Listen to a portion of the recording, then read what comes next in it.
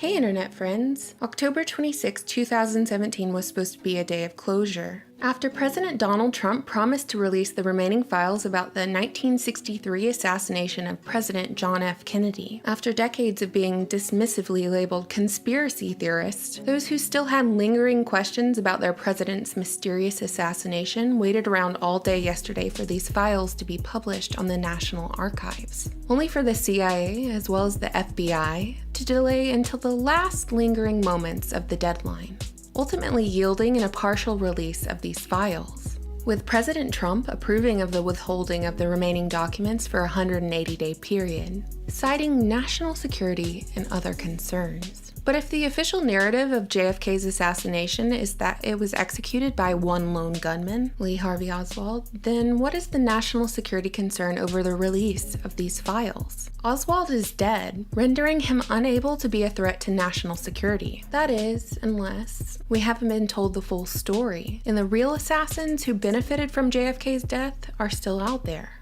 And furthermore, I posed this question to all of you who question JFK's assassination. Clearly, you believe that the American government is lying or omitting details. So why would you trust the government to disclose the truth in these files when the government constantly lies? Either way, it's good to stay informed and question everything. That's why today we're going to cover the top 5 surprising revelations in the newly released JFK files.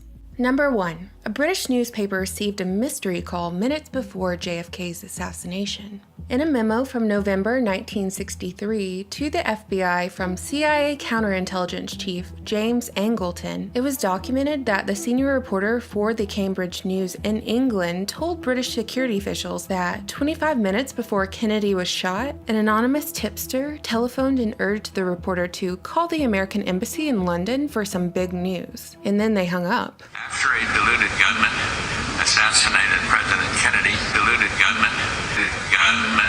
Moving on to number 2. The Soviets believed JFK's assassination was part of a conspiracy. Documents from 1966 state that the Soviets believed the assassination was part of an ultra-right conspiracy in the United States to effect a coup. They seemed convinced that the assassination was not the deed of one man, but they believed the assassination was part of a carefully planned campaign.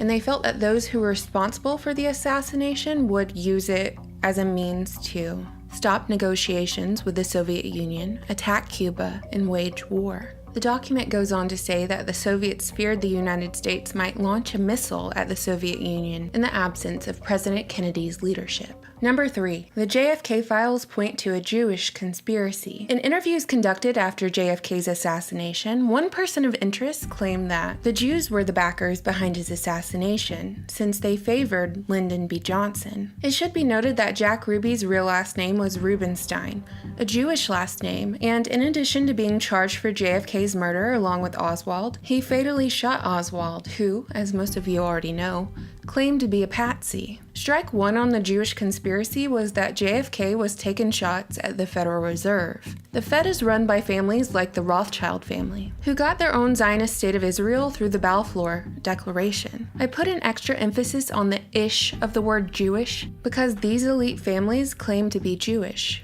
but they are not.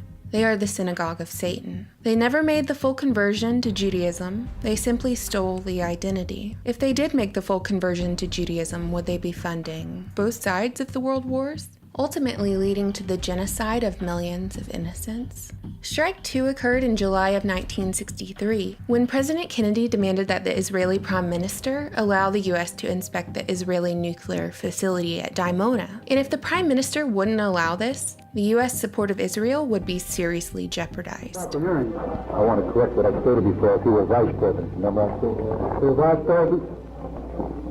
Yes, I did when I mentioned about Adlai Stevens. If he was vice president, there would never have been an assassination of our beloved President Kennedy. Would you explain again? Well, the answer is the man in office now. Number 4. J. Edgar Hoover, the first director of the Federal Bureau of Investigation of the United States, said the public must believe Lee Harvey Oswald acted alone. The document reads, "The thing that I am concerned about is having something issued so we can convince the public that Oswald is the real assassin." Why would you choose the words convince and the real assassin if there was outstanding proof that Lee Harvey Oswald was the real assassin. What other convincing would the American public need? Apparently, the American public needed a lot of convincing, and still does to this day, as we move on to number 5, our final revelation. The JFK files confirm that the CIA had over 40 journalists who were undercover agents. This was revealed in a document from 1977. So if that was in 1977, how many journalists do you reckon the CIA has now?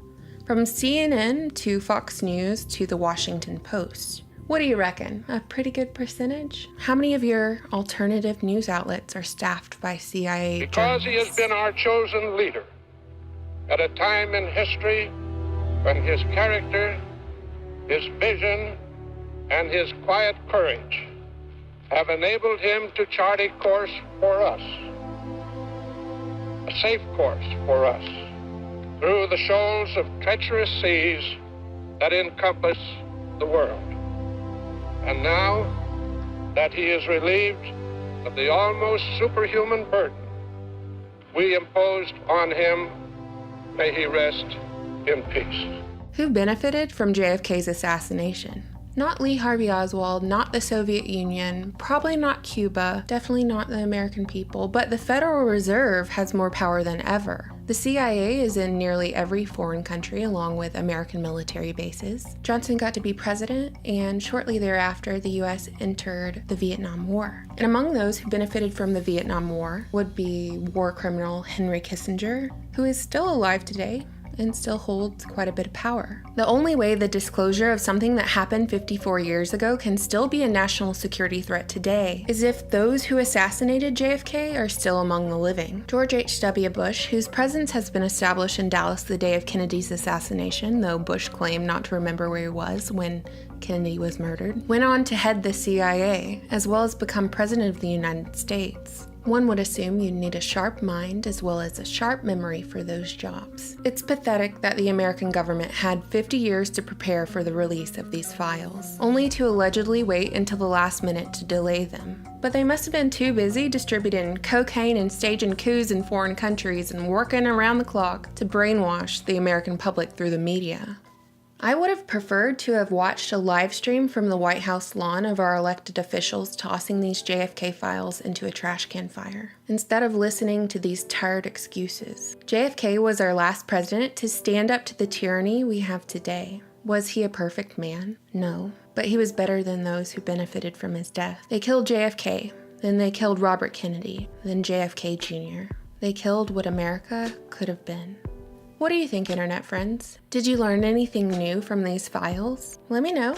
As always, I look forward to your comments. Thank you so much for subscribing and supporting my channel on Patreon.